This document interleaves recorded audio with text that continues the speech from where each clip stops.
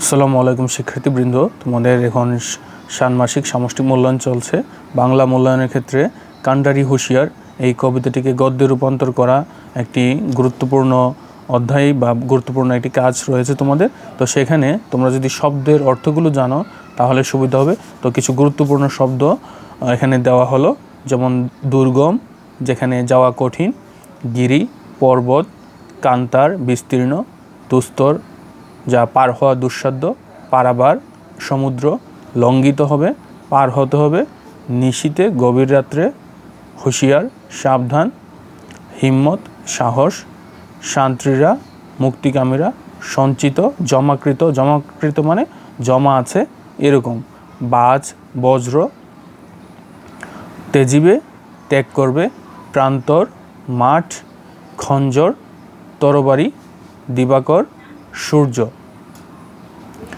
তো কবিতাটিতে সূর্যের আরও একটা প্রতিশব্দ আছে সেখানে, সেটা হলো রবি। তো এই শব্দগুলোর অর্থ জানলে তোমাদের আশা করি কবিতাটি গদ্যে রূপান্তর করতে সাহায্য হবে। সবাইকে ধন্যবাদ ভিডিওটি দেখার জন্য। সবাই ভালো থাকবে, সুস্থ থাকবে।